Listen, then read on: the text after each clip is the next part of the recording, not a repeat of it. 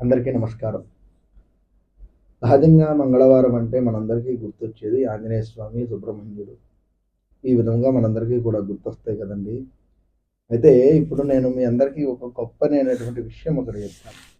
చాలామంది వరకు సంతానపరంగా కానివ్వండి, వివాహపరంగా కానివ్వండి, ఉద్యోగాల పరంగా కానివ్వండి, లేదా విదేశీ ప్రయాణాల పరంగా కానివ్వండి, ఇబ్బందులు పడుతూ ఉంటారు.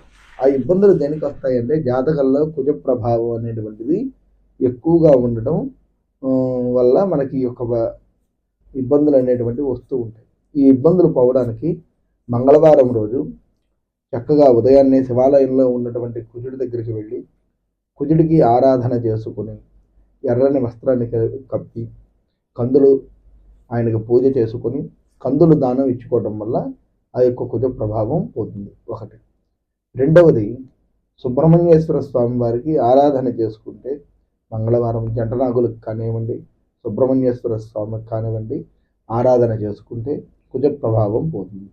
మూడవది, ఆంజనేయ స్వామికి చక్కగా తమలపాకులతో దండ వేయటం కానివ్వండి, అప్పాలమాల వేయటం కానివ్వండి, సింధూరముతో పూజ చేయించుకోవడం కానివ్వండి, ఆముదముతో ఎర్రని బత్తి వేసి ఆంజనేయ స్వామి యొక్క దేవాలయంలో దీపారాధన చేయటం కానివ్వండి, ఆంజనేయ స్వామికి 11 ప్రదక్షిణాలు చేయటం కానివ్వండి, ఇలా చేస్తే ఈ ప్రభావం తగ్గుతుంది. నాలుగవది, కందులు దానం ఇచ్చుకోవాలి.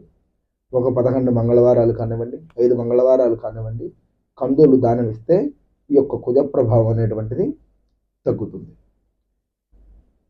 ఈ కుజ ప్రభావం తగ్గి వివాహం కానిటువంటి వారికి వివాహం అవుతుంది. సంతాన ఇబ్బందులు కలిగేటువంటి వారికి సంతాన ఇబ్బందులు తొలగిపోతాయి. చక్కగా సత్సంతానం కలుగుతుంది.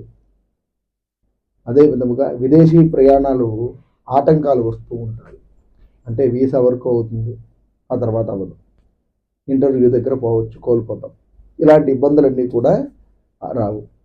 ఇంకొకటి, ఉద్యోగాలు చేసేటువంటి వాళ్ళకి ఉన్నత స్థాయి పదవులు రాకుండా ఇబ్బందులు పెడుతూ ఉంటారు. పై అధికారులు ఇబ్బందులు పెడుతూ ఉంటారు. అలాంటి ఇబ్బందులన్నీ కూడా పోవాలి అంటే ఈ యొక్క కుజదోష ప్రభావం ఉన్నటువంటి వారికి, జాతకంలో కుజుడు ఇబ్బంది ఉన్నటువంటి వారికి ఈ యొక్క పనులు చేసుకుంటే, నేను ముందు ఏవైతే చెప్పానో ఆ పనులు చేసుకుంటే మీకు ఆ యొక్క కుజదోష నివారణ అనేది తొలగిపోయి మీకు ఏ కార్యక్రమంలో మీరు తలపెట్టినా ఆ యొక్క కార్యక్రమం దిగ్విజయంగా పూర్తవుతుంది. ఇది ఈనాటికి నేను మీ అందరికీ కూడా తెలియజేస్తున్నాను.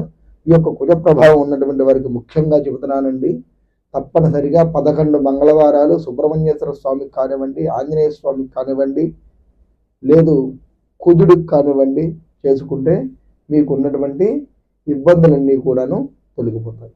స్వస్తి.